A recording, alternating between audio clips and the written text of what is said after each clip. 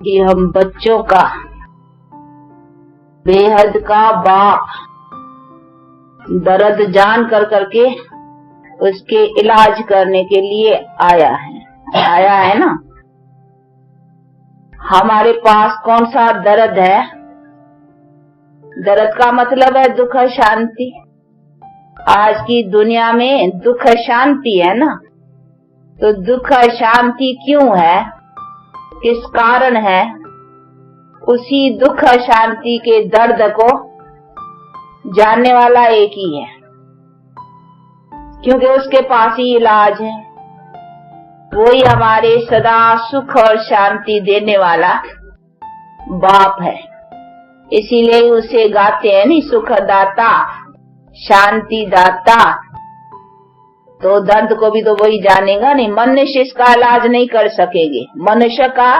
मनुष्य टेम्पररी, वो टेम्पररी शांति, टेम्पररी के लिए कुछ थोड़ा बहुत मिल जाए, वो बातें अलग है। लेकिन ये सदा काल का मतलब ही है कि फॉर जनरेशंस, आदि मध्य अंत। आदि मध्य का भी मतलब है शरीर लेते, शरीर में रहते, शरीर छोड़ते, सदा सुख, उसको कहा जाता है सदा काल सुख। तो ऐसा सुख फॉर जनरेशंस के लिए सवाय परमात्मा के और कोई नहीं दे सकता है। इसीलिए बाप कहते हैं तुम्हारे इस दर्द को, ये तुम्हारी ये दुख शांति क्यों आई है तुम्हारे पास, किसने तुमको ये दर्द दिया है वो मैं जानता हूँ, मैंने नहीं दिया है। ये भगवान के ऊपर रख लेते नहीं, भगवान ने दुख दिया, भगवान ने सब दिया है। वो कहते हैं मैं कैसे बच्चों को ये दर्द दूंगा। ऐसा कोई बाप देखा कभी कि बच्चों को दुखी करे? जब ये लौकिक बाप भी कभी बच्चों को दुखी नहीं कर सकता है, मैं तो परलौकिक बाप हूँ। तो परलौकिक बाप कैसे बच्चों को दुखी करेगा? कभी आप बाप हो, देखो कितने बाप यहाँ बैठे हैं, आप कभी अपने बच्चों को दुखी करते हो? अपनी तरफ से कोशिश नहीं करेंगे दुखी करे। कर्म के हिसाब से कोई किसको दुख होगा तो उसमें आप क्या करेंगे? कोशिश करेंगे आपको, और या बीमार पड़ेगा बच्चा, इलाज करेंगे, कोई दुख आएगा उसके निवारण का यत्न करेंगे। बाकी ऐसे तो नहीं बाप बच्चे को दुख देगा। तो जब लौकिक बाप भी, शरीर का जन्म देने वाला पिता भी कभी अपने बच्चे को दुख देने का सोचता नहीं है। वो सदा यही सोचता है कि बच्चा सुखी बने, बच्चा लायक बने, बच्चा होशियार हो, सदा सुखी रहे। ऐसे ही बाप का भावना रहती है ना। तो जब शरीर के जन्म देने वाले पिता के पास भी ऐसी भावना, वो तो हमारे आत्मा का रूहानी, उसको ही कहा जाता है सच्चा पिता। तो वो हमारे परम पिता हमको कैसा दुख देगा? तो वो दुख नहीं देता। ये हमको दुख अथवा दर्द किसने दिया है? माया ने। अभी तो वो बुद्धि में आ गई है नहीं बात कि हमको ये दुख दर्द किसने दिया? माया ने। माया कौन है अभी जान गए ना अच्छी तरह से। माया का अर्थ अभी अच्छी तरह से बुद्धि में है कि 5 वाइसेस, इसको कहेंगे माया। माया कोई शरीर को नहीं कहेंगे, माया कोई प्रकृति तत्वों को नहीं कहेंगे।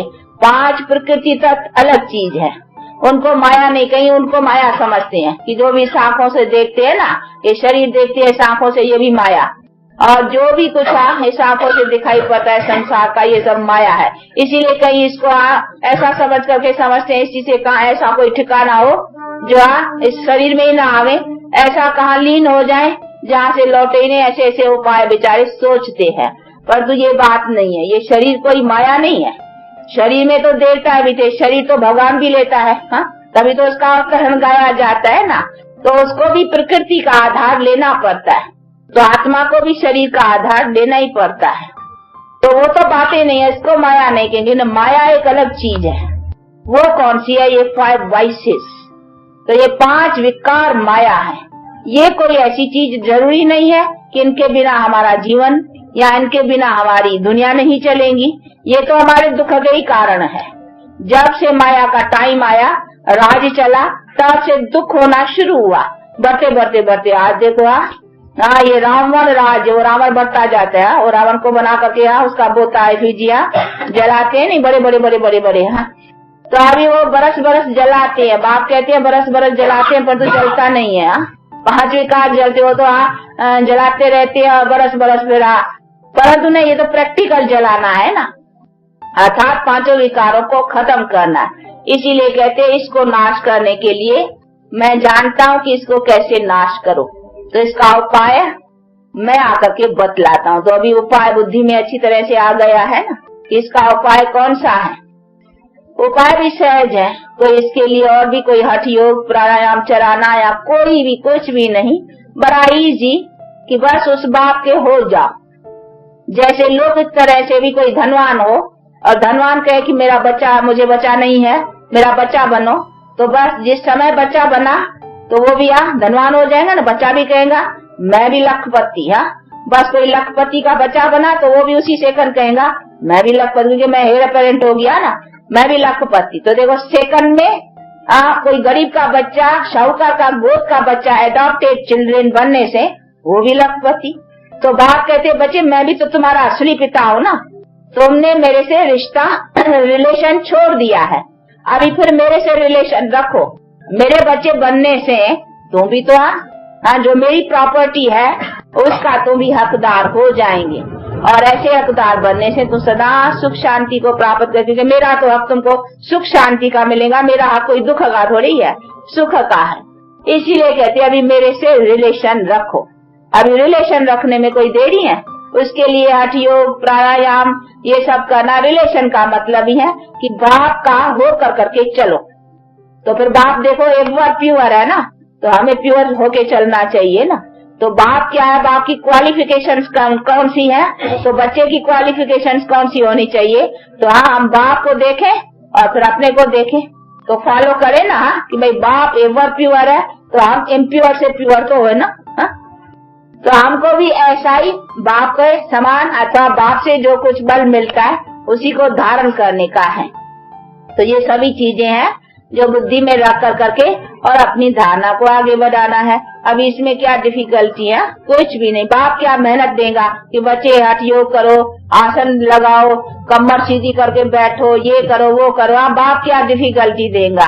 बाप तो कहते हैं बच्चे बुद्धि तेरी टेढ़ी हो गई है, उसको सीधा करो, उसको अपना मेरे में लगाओ। ये बुद्धि तेरी टेढ़ी हो गई है, किधर हो गई है, माया की तरफ चली गई है, अर्थात 5 विकारों की तरफ तेरी चली गई है। अभी उधर से बुद्धि को निकाल करके, वो गीता में भी कहा नहीं, देह के सर्व संबंधों से बुद्धि हटा कर करके, ये विकारी जो भी कुछ देह है और विकारी देह का संबंध है, इन सब से बुद्धि हटा कर करके अभी मेरे से लगाओ। तो खाली बुद्धि को हटाओ ना, कहा मन मना भव है। तो मन मना भव का अर्थ क्या कि मन को मेरे में लगाओ। तो उधर से मन निकाल कर करके मन को मेरे में लगाओ। तो खाली मन को बदलना है ना, उधर से निकाल के उधर लगाने की बात है। बाकी इसमें आसन या कमर या कोई प्राणायाम, इन्हीं सभी बातों की, हठ योग साधनाओं की कोई जरूरत नहीं है। तो इसीलिए बाप कहते हैं कि मेरा योग, जो जिस योग बल से मैंने तुमको इतना उच्च बनाया और ये तुम्हारे दुख दर्द नाश किए, वो देखो कितना सहज है। तो अभी ये सहज ज्ञान और सहज योग का, जिसको राज योग कहने में आता ही है, तो इसी का अपना पूरा पुरुषार्थ रखते और बाप से अपना जन्म सिद्ध अधिकार पाने का पुरुषार्थ रखो। और बाप अपनी भी बायोग्राफी बहुत सहज समझाते हैं, उसी को समझने में भी कोई ऐसी कठिनाई नहीं है। बाप मैं कहते हैं मैं तो निराकार हूँ, लेकिन मैं आकर करके जो कर्तव्य करता हूँ, तो मैं भी कर्तव्य कैसे करता हूँ, तो वो भी तो मेरी बायोग्राफी समझो ना। मेरे कर्तव्य क्या, तो कर्तव्य की दुनिया यही है। मुझे भी कर्तव्य करने के लिए इस दुनिया में आकर के करना पड़ेगा, ऐसा नहीं ऊपर बैठ के करूँ। ऊपर तो है साइलेंस, मैं भी सोल साइलेंस, उधर ऊपर की तो बात ही नहीं ना। मुझे भी आकर कर करके काम करना है। मेरी भी जो महिमा है ज्ञान दाता, ज्ञान का सागर, तो यहाँ की बात है नहीं। जहाँ ज्ञान है तो मैं वहाँ ज्ञान दूंगा ना। तो इसीलिए तो मुझे आना पड़ेगा नहीं मनुष्यों को समझाने के लिए। तो समझाने के लिए मुझे शरीर लेना पड़ेगा नहीं। कैसे समझाओ, नहीं तो कोई रास्ता बतलाओ, भगवान को राय दियो कि कैसे समझाया। उनका कोई और तरीका आता है किसको, बताओ। नहीं, सवाल हम मनुष्यों को समझाने के लिए, क्योंकि हमको समझाना है ना। हम बेसमझ बन गए हैं, तो हमको समझाने के लिए भी तो मनुष्य चाहिए ना। हमको समझाने के लिए कोई कच्छ अवतार, मच्छ अवतार, वो कैसे समझाएंगे। उसमें आए तो कैसे समझाए। हम मनुष्यों को समझाना है नहीं, बेसमझ हम बने हैं। हमारी बेसमझी से तो हमारा सब कुछ खत्म हो गया है। इसीलिए बाप कहते तुम ऊंचा बनो, फिर तो तुम्हारी सारी प्रकृति ऊंची बन जाएंगी। इसीलिए बाप कहते बच्चे तुमको ही तो समझना है ना, तो तुम्हारे समझाने के लिए भी मुझे भी तुम्हारे जैसा बनना पड़ेगा ना, यानी मनुष्य तन का आधार लेना पड़ेगा ना। इसीलिए मैं मनुष्य का आधार लेके आता हूँ और आता हूँ उसी तन में जिसका नाम रखता हूँ ब्रह्मा। तो इसमें भी कोई मूंझने की बात नहीं। कई बेचारे मूंझते हैं कि ब्रह्मा में परमात्मा आता है, हाँ ये कैसे, तभी किस में आवे, कैसे समझावे, ये भी तो बड़ा क्वेश्चन है ना। वो जो सुप्रीम सोल नॉलेजफुल है तो वो नॉलेज कैसे देवे, बिना ऑर्गन्स के तो बोलना, आत्मा सवाए शरीर के तो बोल नहीं सकती है ना। आप भी आत्मा शरीर के आधार से बोलती हो ना। अगर आत्मा निकल जाए तो फिर आत्मा बोलती है, हाँ ना आत्मा बोलती है न शरीर बोलता है। हाँ दोनों अलग होते हैं तो न शरीर काम का है न आत्मा काम की है। जब आत्मा शरीर का साथ लेती है तब तो देखो आत्मा जीव आत्मा बनती है। जीव कहा जाता है शरीर को, बॉडी को, और आत्मा आत्मा। तो जब ये जीव आत्मा यानी दो जीव और आत्मा, शरीर और आत्मा मिलते हैं तभी देखो आप बोलते हो, चलते हो, सब कुछ करते हो। तो दोनों का इकट्ठा होना चाहिए ना। आत्मा अलग शरीर अलग तो दोनों काम के नहीं। आत्मा कुछ अकेला बिना शरीर के क्या करेंगी, और न शरीर कुछ कर सकता है। शरीर डेड बॉडी पड़ी है, कुछ करती है नहीं करती है, वो काम किया नहीं तभी तो उसको जला लेते हैं या कब्र दाखिल कर देते हैं अपने रस्म के मुजबा। तो दो का चाहिए ना। तो परमात्मा को भी अगर नॉलेज देना है तो कैसे देगा, उसको भी तो शरीर चाहिए ना। अभी वो किसका शरीर लेवे तो ये भी समझने की बात है ना, वो भी फैसला होना चाहिए ना भाई किसका शरीर लेवे। तो कहते मैं आता ही हूँ अधर्म के टाइम पर, जब ये पतित दुनिया है तो पतित दुनिया में मुझे कोई श्री कृष्ण जैसा सर्वगुण संपन्न 16 कला संपूर्ण निर्विकारी शरीर कैसे मिलेगा। ऐसे मनुष्य ही नहीं है ना। आता ही हूँ यदा यदा धर्मस्य ग्लानिर्भवति भारत, कि जब जब धर्म की हानि है तो उसी समय में ऐसे धर्मात्माएं देवताएं सर्वगुण संपन्न 16 कला संपूर्ण है ही कहाँ से, वही तो मैं बनाने आता हूँ। ऐसे मनुष्य तो मैं बनाने आता हूँ ना। तो जो चीज मैं बनाने आता हूँ वो चीज पहले कैसे होंगी, होंगे नहीं ना ऐसे मनुष्य। तो मैं आऊंगा तो मुझे कौन सा मनुष्य मिलेगा, जरूर पतित दुनिया में पतित शरीर वाला ही मिलेगा ना। इसीलिए मैं आता हूँ इसमें और उसका नाम रखता हूँ ब्रह्मा, और उसको भी बैठ के पावन बनाता हूँ। तो उसके साथ फिर दूसरों को भी पावन बनाता हूँ। तो उसी मनुष्य को भी पावन बनाता हूँ जिसके तन में आता हूँ।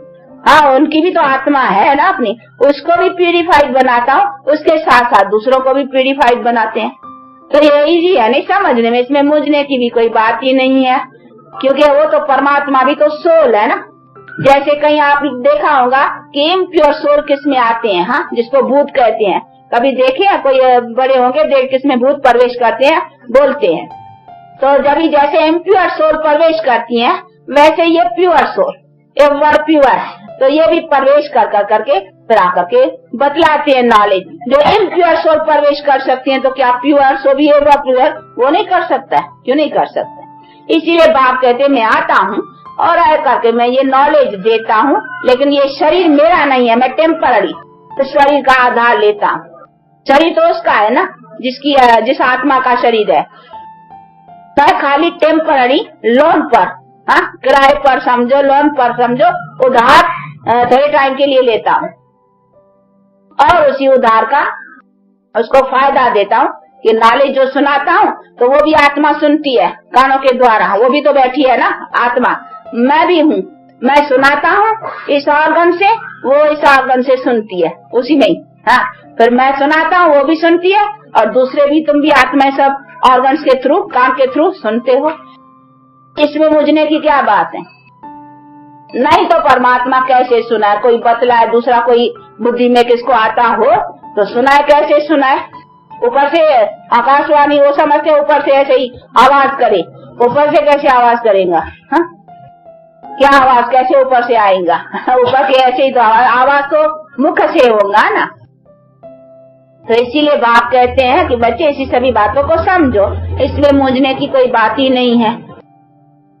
तो ये सभी चीजें समझने की, इसीलिए कहते हैं उसी तन में आता हूँ और उसका भी हिसाब समझाते हैं कि ये आत्मा वही है जो पहले से, हाँ श्री लक्ष्मी श्री नारायण, हाँ जिसको कहेंगे वही फिर अपना चक्कर 84 का पूरा कर करके अभी इसका वो 84वां जन्म है। तो ये लास्ट है बर्थ किसका? श्री नारायण जो सर्वगुण संपन्न था। वो सतयुग त्रेता जन्म काटते द्वापर, अभी ये कलयुग में ये तम इसका 84 ये 84वां जन्म। तो अभी उसके 84वें जन्म में आकर के उसी आत्मा को भी प्यूरिफाइड बनाता हूँ जो जाकर के फिर श्री नारायण बनते हैं भविष्य में, और फिर दूसरे भी जो सुनते हैं वो भी उसी प्रालब्ध को पाते हैं। तो ये तो सीधी बात है, ये सारा चक्कर है ना, जिस सभी बातों को समझना है। तो ये बातें है समझने की है। अभी ऐसे भी नहीं विष्णु के शरीर में आवे या शंकर के आए, क्योंकि शंकर तो है ही आकारी, उसको तो यहाँ मनुष्य ही इधर को चाहिए ना, शंकर तो इधर का है ही नहीं। वो तो है आकार जो तो सिर्फ अभी विनाश के लिए ये उनका विनाश का दिखलाते हैं रूप, और विष्णु तो है इस साक्षात्कार 4 भुजाएं वाला कोई मनुष्य होता ही नहीं है। ये सिर्फ साक्षात्कार में ये सिंबल साक्षात्कार होता है, 2 भुजा नारी की 2 भुजा नर की, कि तुम ऐसे देवी देवता बनते हो, ए मैन ऑब्जेक्ट का साक्षात्कार। बाकी ये है मनुष्य, क्योंकि आप देखेंगे चित्रों में भी ब्रह्मा को दाढ़ी बारी दिखलाते हैं, उसको नहीं दिखलाते हैं, तो वो ह्यूमन का द्वारा उसको निशान देते हैं। आप देखे नहीं, वो दाढ़ी का दिखलाते हैं, ब्रह्मा की दाढ़ी दिखलाते हैं। कहाँ क्लीन शेव भी रखते होंगे, कहाँ दाढ़ी भी रखते हैं, लेकिन विष्णु और शंकर को कभी दाढ़ी वाड़ी नहीं देते हैं। तो उसको ह्यूमन की कुछ निशानी देते हैं। तो उसकी माना है कि प्रजापिता ब्रह्मा, न कि प्रजापिता विष्णु या प्रजापिता शंकर, प्रजापिता ब्रह्मा। तो वो ह्यूमन, इसीलिए बाप कहते हैं तो मुझे ह्यूमन जिसका मैं नाम रखता हूँ ब्रह्मा, क्योंकि उसके द्वारा न्यू ह्यूमैनिटी अथवा न्यू जनरेशन का आरंभ करता हूँ। इसीलिए ब्रह्मा दी क्रिएटर, यानी ब्रह्मा से नई रचना रचवाता हूँ, इसीलिए उसका नाम ब्रह्मा रखता हूँ।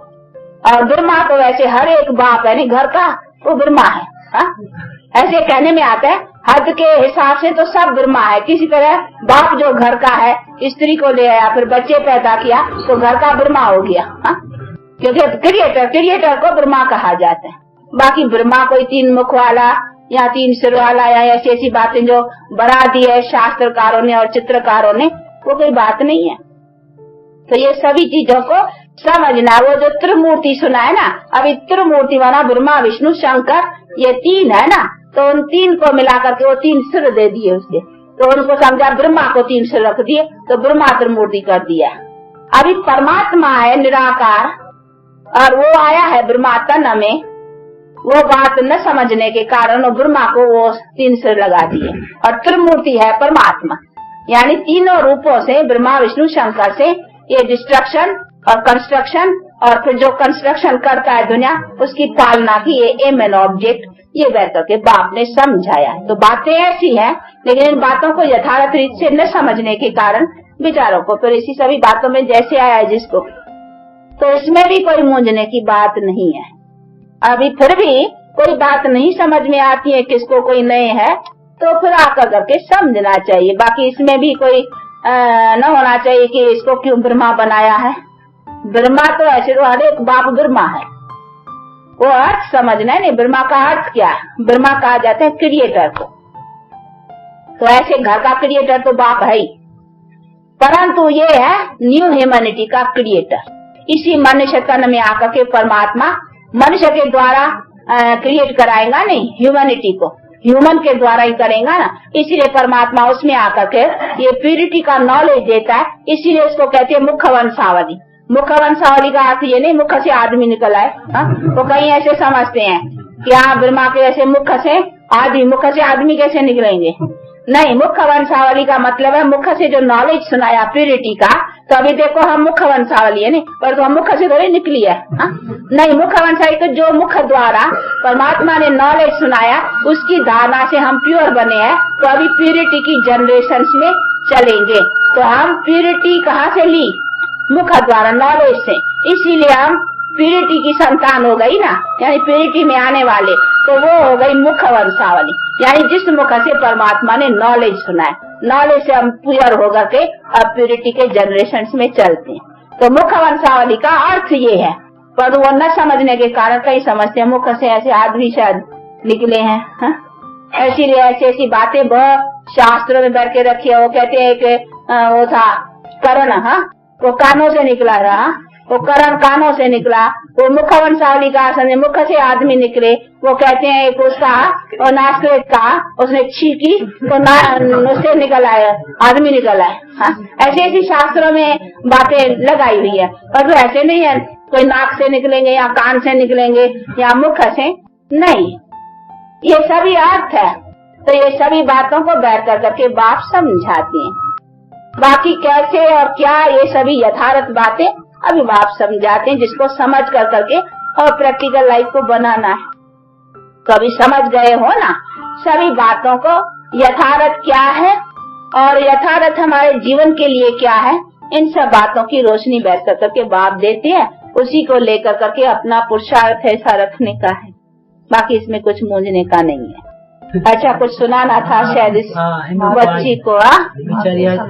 अच्छा, अरे गिरा खरीदेंगे पहले। अच्छा, हाँ, ये आप लोगों को इंग्लिश में समझाएंगी। देखो छोटी है, हाँ, और देखो बातें बड़ी सुनाएंगे। कहते मूर्ख छोटा बात बड़ी। हाँ, तो आप लोगों को बड़ी बड़ी बातें वर्ल्ड हिस्ट्री एंड ज्योग्राफी समझाएंगे। ये क्वेश्चन करेगा। अच्छा, He has the lingam form. He lives in incorporeal world. He is blissful, knowledgeful and peaceful. He creates three deities. They are Brahma, Vishnu and Shankar. Through Saptaditi, Brahma and human Brahma, God Shiva blesses knowledge, wisdom, divine love, virtue and yoga of Gita fame and bliss for establishing sovereignty of Satyugi world of complete purity, peace and prosperity. That is Jivan Mukti. This is Vishnu. Through Saptaditi, Vishnu or Shiva sustains Satyugi and Treta Yugi Jivan Mukti Diki world called heaven. Sri Lakshmi and Sri Narayan and Sri Sita and Sri Rama are the most prominent sovereigns. This is Shankar. Through Saptaditi, Shankar, God Shiva destroys the Kalyugi, vicious, irreligious, unlawful world of many violent sovereignties called hell for bestowing mukti.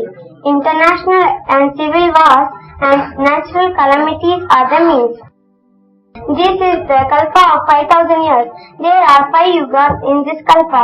They are Satyuga, Satyug, Tretayug, Dwapar Kalyug and Sangam Yug. इशारा इधर करो, समझाओ उधर। सामने देखती हो। इधर इशारा कर करके दिस इज सतयुग,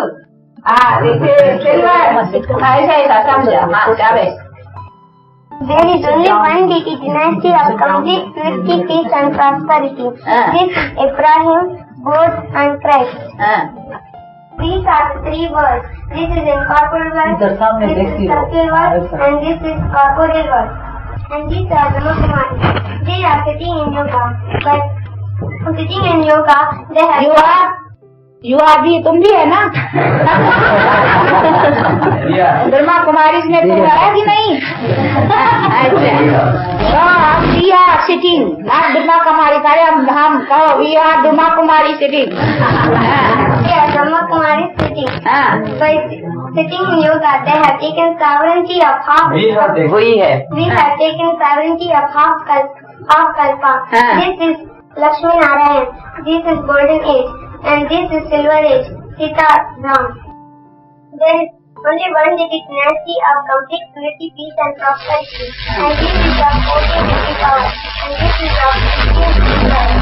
And this is the proper age. You are 16 degree power में जाएंगी 14 में। देखिए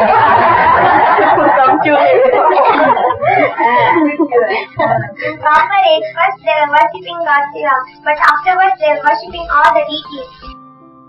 Islamic dynasty by Ibrahim 2500 years ago. This is Buddha. Buddhist dynasty by Buddha 2250 years ago. This is Christ. Christian dynasty by Christ 2000 years ago. This is Shankaracharya. Sannyas dynasty by Shankaracharya 1500 years ago. And this is Iron Age. There are so many religions come. And this is the Brahma. That is last 84th life of human Brahma. After the destruction, this Brahma will be the first prince of Satyuga, that is Sri Krishna. These are the Russians and Americans. They are fighting for the hell. This sense of Europeans will destroy one another in an international atomic war. ये कई पूछते हैं कि ये दो बिल्ले के रूप में क्यों रखे हैं। एक कहानी है बहुत मशहूर है कि दो बिल्ले आपस में लड़े थे और मक्खन बीच में से बंदर खा गया था। वो एक कहानी है। वो दो बिल्ले कोई कहाँ से मक्खन ले आए थे और आपस में लड़ने लगे। तो एक बंदर चालाक था, उसने कहा आओ हम तुमको एक ठीक है, तो तराजू लेकर करके वो तोड़ता गया और ज्यादा थोड़ा थोड़ा उससे से खाता गया, सारा मक्खन उसका खा गया। तो इसीलिए वो कहानी बड़ी मशहूर है ना, इसी पर उसका वो रखा हुआ है, दो बिल्ले और मक्खन बीच में वो खा जाते हैं। छोटा सा mix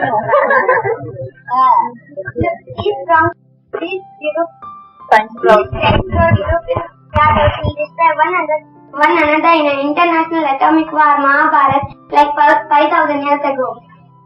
This is the rosary of 108 beads. Almighty God, Shiva's non-violent army of Bharat Mother Shaktis, which transforms the Iron Age vicious world into Golden Age viceless world by means of the might of godly knowledge, yoga and supreme purity. Confluence नहीं समझाया, संगम वाला sapling की बात तो समझा ही नहीं जो जरूरी है।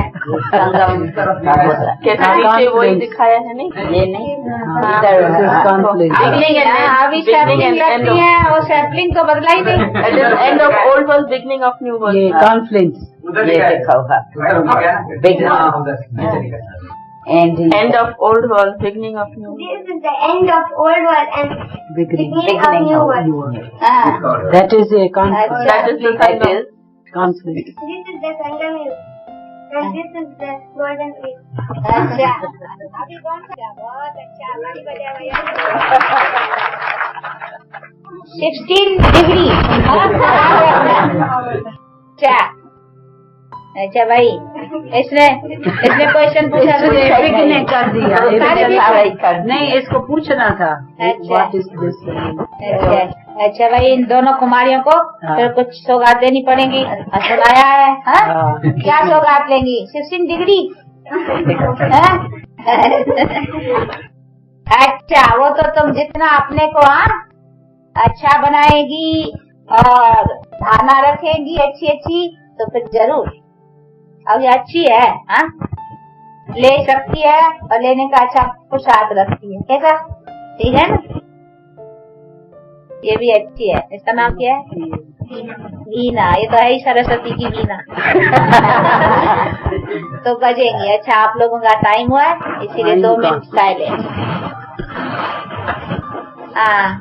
जगा 2 बजे। साइलेंस का मतलब अपने बेहद बाप को याद करो। I am soul, son of supreme soul. ऐसा अपनी बुद्धि को हर वक्त, हम उस बाप की बच्चे हैं ऐसा समझ के हर वक्त रहो और इस बॉडी से डिटैच। ऐसे समझो, काम करते हो तो भी ऐसे समझो मैं हाथों से लिखवाता हूँ, लेकिन कौन? आत्मा। मैं इस ऑर्गन से बोलता हूँ, कौन? आत्मा। इस ऑर्गन से सुनता हूँ, कौन? आत्मा। तो हर वक्त सुनने के समय ऐसे समझो आई एम सोल, इससे सुन रहा हूँ। आई एम सोल, इससे बोल रहा हूँ। आई एम सोल, इससे देख रहा हूँ। ये खिड़कियाँ है, खिड़कियाँ। तो ऐसी अपनी हर वक्त काम करते भी अपने को आत्मा कॉन्शियस अथवा सोल कॉन्शियस और गॉड कॉन्शियस समझने से तो क्या है, हमसे कोई ऐसा बुरा कर्म नहीं होगा और इससे हम अच्छे बुरे कर्मों से भी बचे रहेंगे और फिर गॉड की याद भी रहने से और हमारा वो योग अग्नि से पाप भी दगद होंगे, तो डबल फायदा मिलेगा। ये प्रैक्टिस चाहिए। अभी ये जो सुनाया ना, इसकी प्रैक्टिस चाहिए। हर वक्त अपने को सोल कॉन्शियस और गॉड कॉन्शियस रख करके चलना। किस तरह से चलना? इसी तरह से देखो। ऐसा नहीं देखना नहीं, आंखें बंद करना है, देखो। परंतु देखते क्या देखो? ये भी सोल है, आई एम सोल, ये भी सोल। अभी इस खिड़कियों से हम किसको देखते हैं? भले देख रहे में ये बॉडी आती है और तो हमारा ध्यान अटेंशन सोल के ऊपर है। ये भी सोल है, हम और ये एक ही बाप के बच्चे हैं। परंतु इन बेचारे को पता नहीं है, अभी इसको पता देना है। अच्छा, पता है तो ये भी भाई अभी बाप को जान कर करके अपना हक ले रहे, हम भी उसे अपना हक ले रहे हैं। इसी तरीके से बुद्धि में ऐसा रहना चाहिए। इसको कहा जाएगा सोल कॉन्शियस। बाकी ऐसे नहीं है कि एकदम मन को कंट्रोल, जैसे कल बतलाया था कहीं बैठकर बेचारे हट से करते हैं, वो चीजें नहीं। ये हमको ज्ञान सहित, तो इसको ये कर्म करते भी हम सोल कॉन्शियस, तो ऐसे अपनी बुद्धि को रखने का है।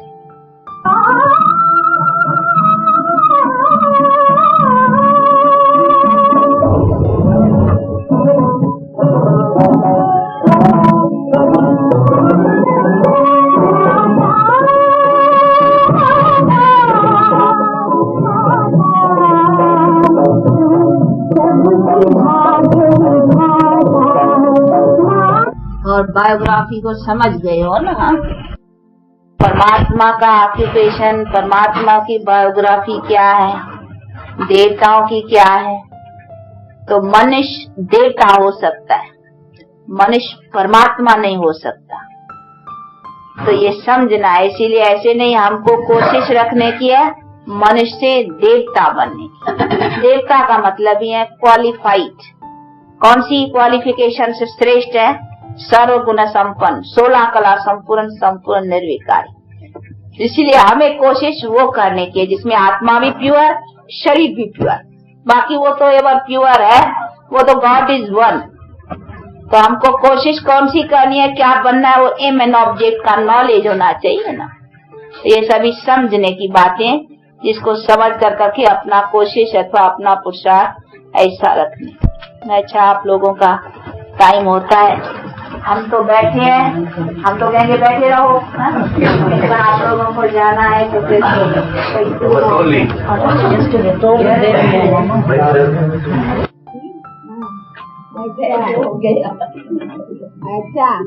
अच्छा ये पार्वती, हाँ लो ये बेचारी का हाथ में, हाँ बैंकुंठ माँ आता है, हाँ बैंकुंठ का बोला, हाँ मुन्नी माँ, हाँ अच्छा ये हमारी कौन है, ये हमारी मोहन माँ, हाँ अच्छा ये दुर्गा, अच्छा जानकी, अच्छा वो जानकी पकड़ो, हाँ नहीं तो झोली खोलो,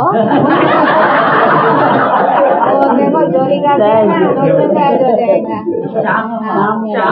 ये पकड़ेगी, हाँ बेबी को कैच करने में ये तो स्कूल में ले लेते हैं। तुमको, हाँ तुमको ठहरो, हाँ कौन है,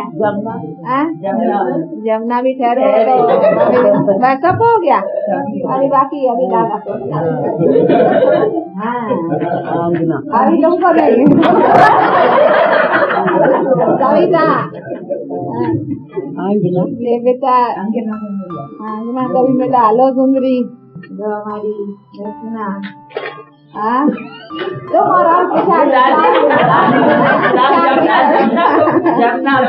जमुना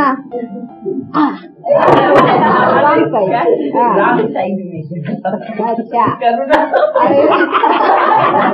हमारा हम बच गए ना, वो आपको कराया, अच्छा लो मम्मा को हम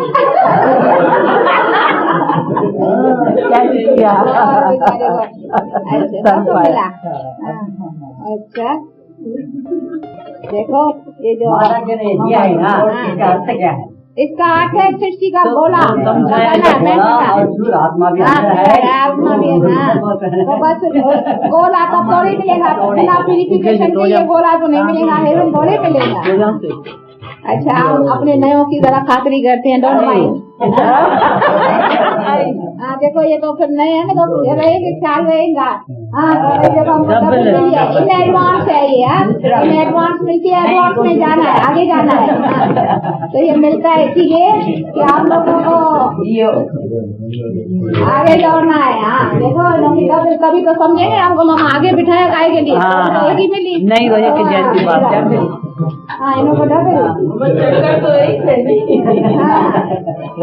राजगोपाल दो का तो प्रवृत्ति का तो खेली है, डबल तो खेली है ना, ये हमारे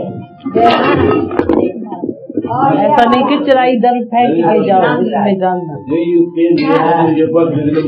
इसको दिया, इसको मिला, अच्छा हाँ ये नया नया अच्छा चलो, ये बेबी को भी दूसरा, ये बेबी है वो तुम्हारी बेबी नहीं आई है। हाँ अच्छा, हमारा आत्मा से पावर नहीं पावर तो अभी ज्ञान से लेना है, इससे नहीं, ऐसा नहीं समझना ये खाने से पावर आ जाएगा। पावर तो फिर भी ज्ञान और योग से मिलेगा, इसीलिए तो फिर धारणा रखनी पड़ेगी। खाने नहीं किचरे के लिए रख दो, किचरे के लिए। अच्छा अच्छा, अभी जो नए है ना, फिर उनों के साथ कभी पिकनिक, पुराने ने खाया है ना? तो एक पिकनिक का रखना। बाहर कहाँ चलेंगे, बाहर तो देखो दुनिया की आवाजों से, दुनिया की निगाहों से हम दूर है ना। हाँ, हम कहें कोई ऐसी भी दुनिया की निगाहों और आवाजों से नहीं कहते, बहुत दूर दूर ले चल, तो यहाँ कोई जंगल तो है नहीं। हाँ, यहाँ एकांत हो, जो अपना मजा भी हो। यहाँ तो देखो दुनिया की उसमें गमशान में, तो उसने कैसी ले घर में अच्छा है, जंगल है, मंगल बनाएंगे कोई दूसरी आत्मा मिले। अच्छा वो फिर देखेंगे, लेकिन इन्हों को एक ही वक्त करें जिसमें सभी चले। अच्छा फिर वो तो देख ले, लेकिन एक बार इन्हों को एक भोजन खाने ही नहीं, जितना खाएंगे ना, जैसा अन्न वैसा, तो जरा इन्हों को रहेगा, तो इनको फिर पिकनिक कराना है। अच्छा बहुत अच्छा, कुछ भी है, सिंधी हो, पंजाबी हो, यूपी हो, जो हम सब एक ही बाप के बच्चे हैं, उसी को समझना है और अभी बाप के ऊपर हक लगाना है। अभी है उसके पोतरे बनने से वर्षा मिलेगा, कहते हैं ना ग्रैंडफादर का प्रॉपर्टी का, तो पोतरे बनने से वर्षा मिलेगा, तो पोतरा बनेगा तभी जब ब्रह्मावंशी बनेगा।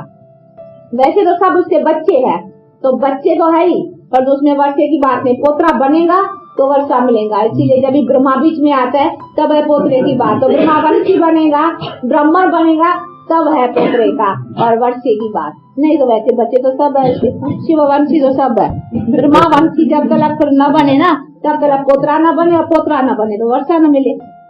अच्छा ऐसा बाप, दादा और माँ की मीठे मीठे बहुत अच्छे सपूत, सियाने समझदार बच्चों को याद प्यार और गुड मॉर्निंग।